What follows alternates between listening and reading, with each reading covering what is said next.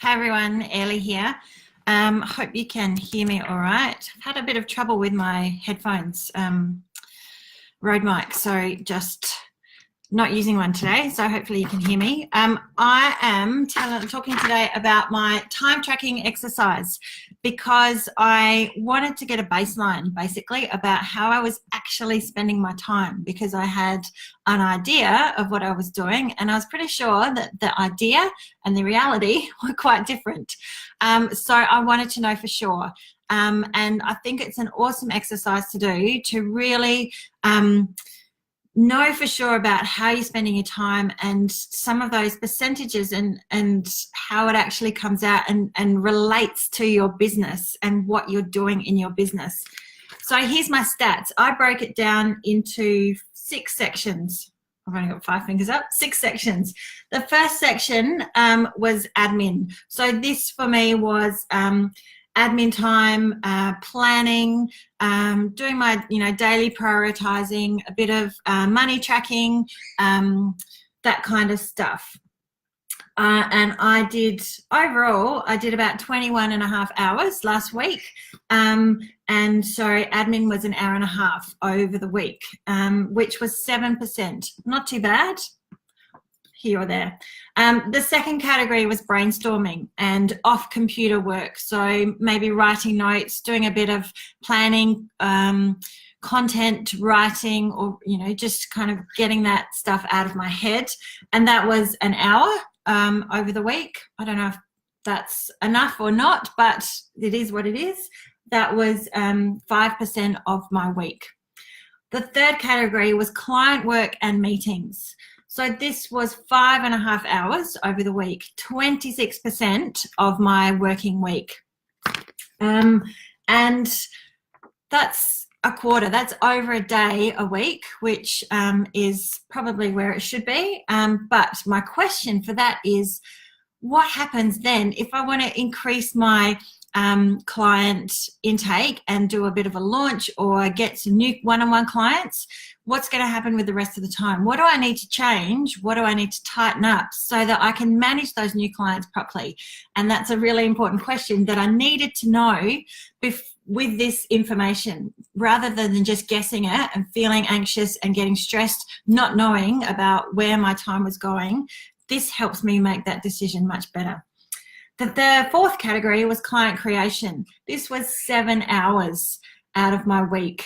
Way too much, especially when I have 2 VAs that can support me, and last week I didn't utilize them enough, and it goes to show. I did actually write the draft and the presentation slides for a new program, a new idea that I have, so that did suck up a lot of that time, but I also wrote my blog and did some other stuff, and that was 33% of my working week.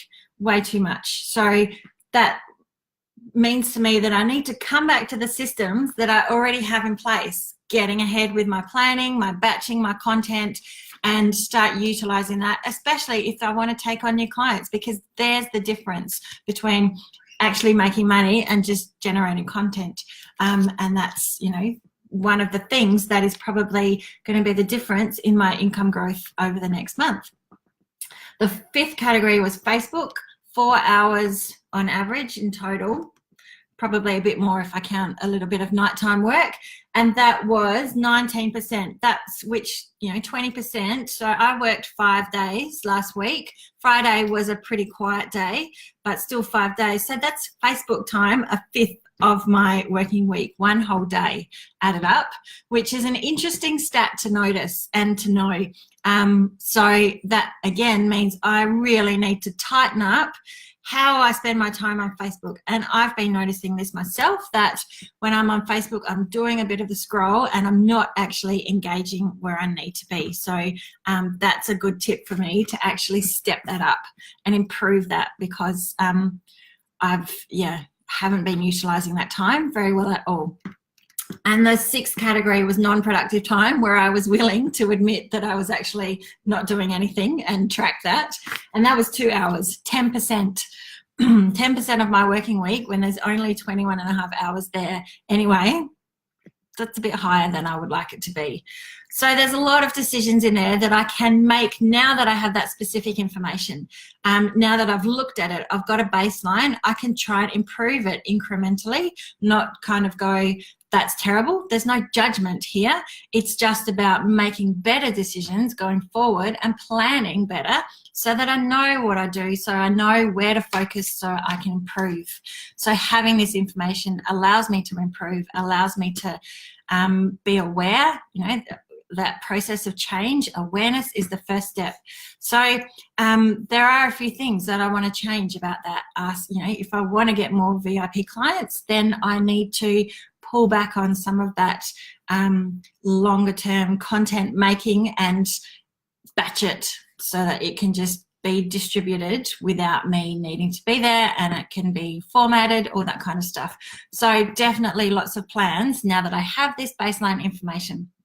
So if you want any information on how I use Toggl, I'm happy to share that with you. Let me know.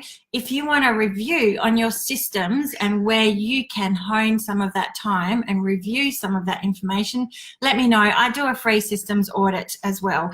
I'll put the link in the comments, but it's just really good information to be able to make non-judgmental decisions to help you improve your business. There you go. That's my little tip for today and how I work. Thanks very much. Let me know if you've got any questions. Thanks. Bye.